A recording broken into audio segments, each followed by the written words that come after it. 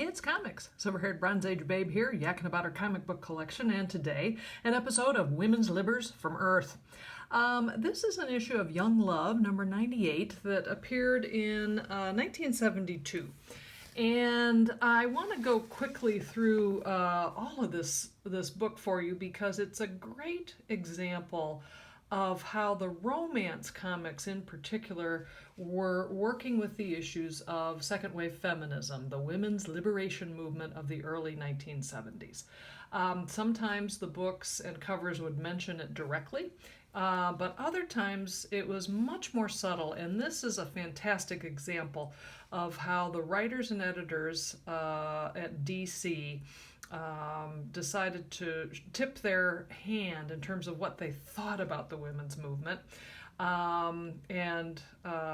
Spoiler alert, they didn't have that much good to say about it. Now, the other interesting thing about this book is that it was edited at the time by Dorothy Wofolk, who one of the leading female comic book editors of her day. She was eventually fired from DC about a year after this was published, but nonetheless. So, in any event, the first story, it's called I'll Never Let You Go. And basically, it's about this 17-year-old girl who runs away with a longshoreman, elopes with him, and basically is raped on her wedding night.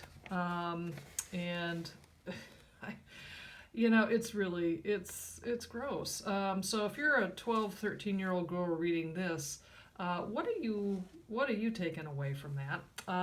She gets the marriage annulled, discovers she's pregnant, and then the longshoreman basically stalks her, and again is kind of brutal towards her. She tries, she leaves town, she meets a nice man,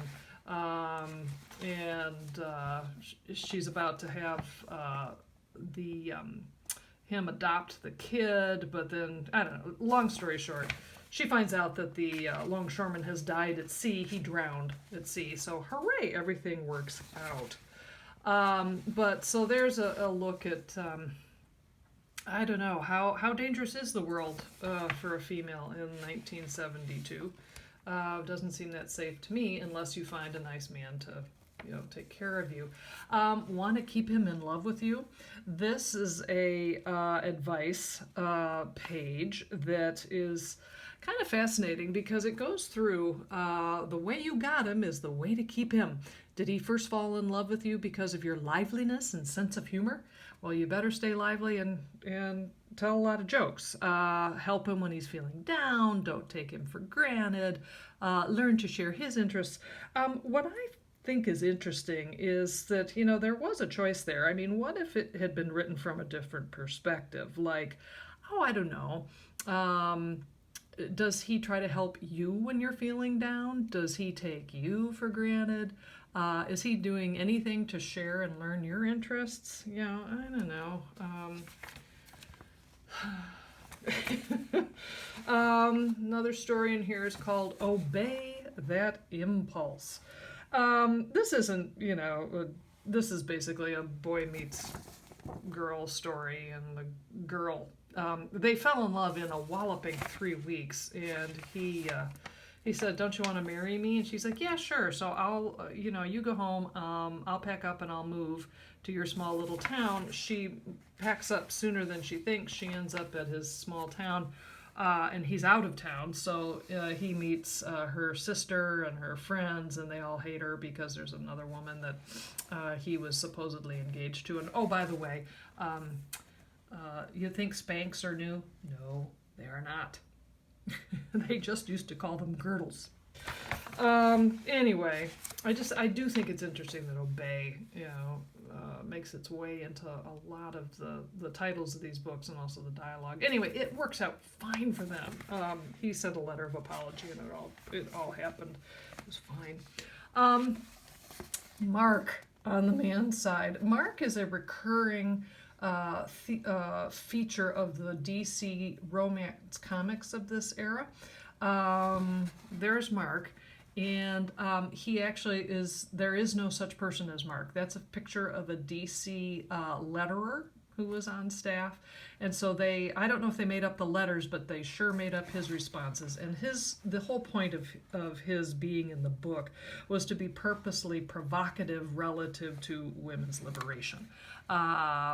He would say things like, gee, women's libbers, there really such a thing as women's lib? All along I thought it was bubonic plague.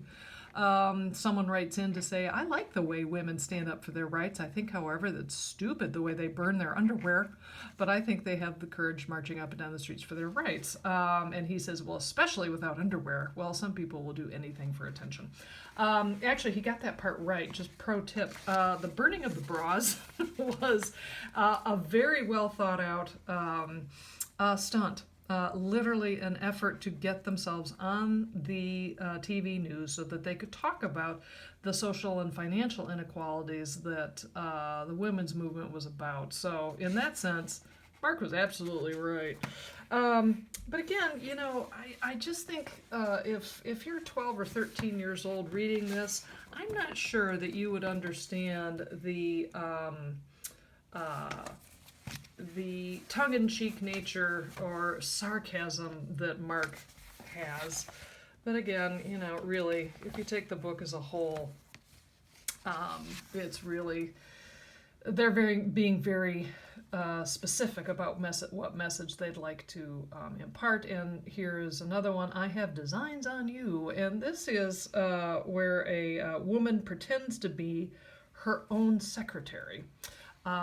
So that this handsome devil can fall in love with her within, I think, the span of an hour and a half.